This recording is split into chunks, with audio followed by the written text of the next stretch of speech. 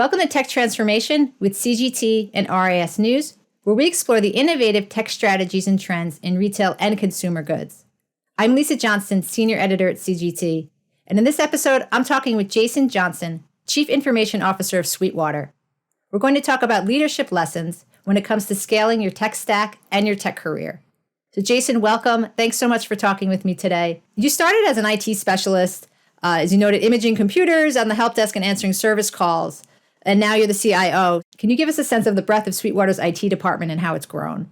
And so Sweetwater's IT department has grown almost 50% year over year since I became the leader of the IT department in 2015. I started at Sweetwater in 2013.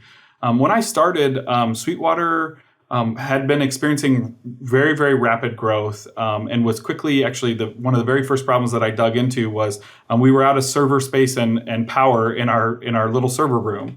And I had previously had some experience in virtualization, and Sweetwater wasn't doing any virtualization. So we started virtualizing and consolidating things. We ended up replacing large chunks of our networks and really just kind of laying the groundwork for how a high growth company should be doing network planning and infrastructure design. I have a degree in infrastructure and was doing that in the Navy. So for me, I had been exposed to a much bigger scale than Sweetwater was at the time. And I was able to come in and say, these are the key resources, these are the key projects, these are the things that we need to do while I was working on the help desk. Because when you only have 6 people, everybody kind of does a little bit of everything. And as we started to grow that server and infrastructure team and those projects started being successful, I actually wrote a letter to the owner of the company and my boss, and I said, I think we need an IT operations manager, someone to run the help desk and other things like that. And I said, I selfishly feel like I'm the best candidate for that job, but I feel so strongly about it that if you don't think I'm the best candidate for the job, we should post it and go hire someone. And I wrote a job description for it. And after a couple of weeks of talking that through with leadership, they made me the first IT operations manager. And at that point, I took over the Sweetwater infrastructure team, which was 5 people alone. And the gentleman that was running IT at the time was mostly focused on software development.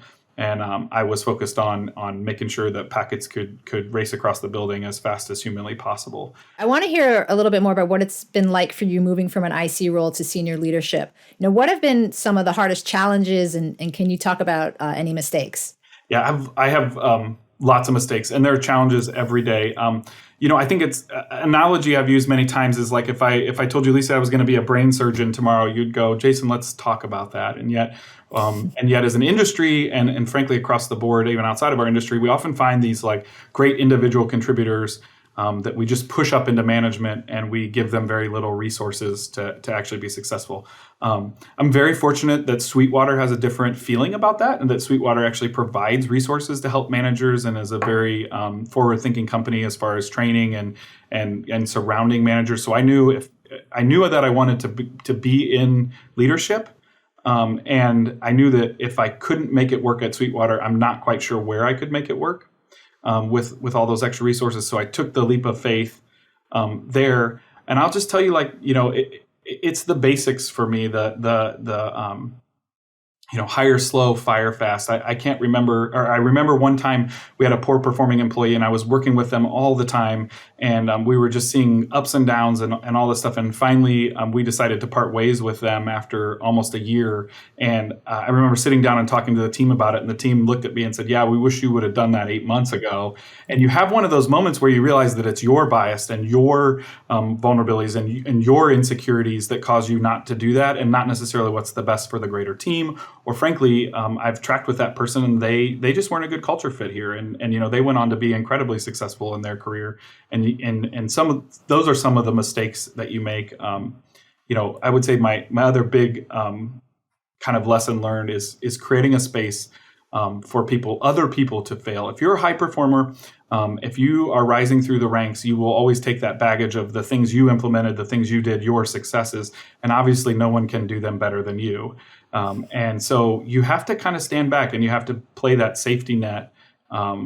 And you have to make sure that you are creating a safe environment for those other people to rise up in the same way that you got to come up and learn technologies. And oftentimes that revolves around having a major struggle of some sort. I like to say lead like a coach, not a king. A king is there at the top always telling everyone what to do. And a coach gets to be there in practice. And a coach definitely has influence during the game. But a coach is on a sideline during the game, and the team is out on the field playing. And that's, I think, a really important distinction in my mind of continuing to ask yourself, when I'm not here, how is that game going to be played? And have I prepared people and created a safe space for them to really succeed? It's interesting because, not only is this your first CIO role, but you're the first CIO for Sweetwater. Yeah. So I'd like to hear why they decided to add this role. Yeah, so I progressed from VP to senior VP to an official CIO role, and I think that's just there are other roles at Sweetwater that grew in that same progression, and I think that really speaks to the faith that the company has in the team and the leadership across the board, but also the growth of the organization and recognizing that you need to push people into those roles to get them to act like and think like strategic drivers. Sweetwater functionally could still have me as a director of IT. But when I think about what the expectations are of me with a chief title versus a director title, it is a lot more strategy. And in a fast growing company, you start to find that you need people strategizing, you need people working far out in advance of the actual day-to-day operations, figuring out how we're going to get where we need to go, and not managing where we are going. And I think that was a huge push from Sweetwater onto me and several peers of mine as we've grown. So on the note of fast growing, I want to go back to when you talked about your technologies primarily built in-house. Yeah. So it's my understanding you do have some partners, but the majority of it is developed, is proprietary. Yep. So let's talk a little bit about that. What are some of the biggest benefits to operating that way? Yeah, so one of Sweetwater really started off on the custom software development world very early on. We have been a Mac shop from the very, very beginning in the early 80s. And if you zoom back there, web applications and software as a service wasn't even a thing yet. And as far as line of business applications on the Mac, it almost just didn't exist. Sweetwater started off their very first application in FileMaker, using FileMaker to run some processes around here. And so I would say that custom to software development methodology was probably born out of necessity in the very beginning. And then when you start to build all your own software, you kind of control the world around you. And I will tell you that we don't often have projects that fail because we just change how things work. You get to change the rules, right? When it's your game, you get to make up the rules. And that builds a culture of process improvement. We collect ideas and we take feedback from every employee at every level, and every customer. We had a customer scenario one time where we were sending emails at 11 o'clock in Indiana time, and they said, that's like 6 in California, and one person gave us that feedback, and we immediately said, we need time zone support on when we're sending emails.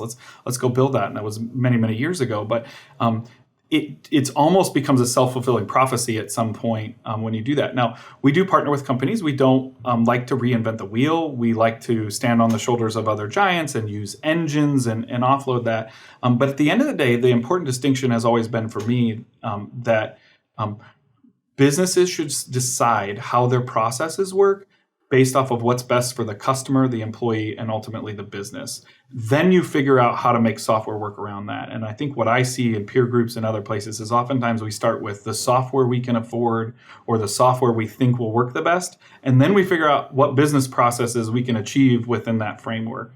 And that makes that first methodology makes Sweetwater extra special because we really do always sit down at a whiteboard and say, what's the best thing for the customer?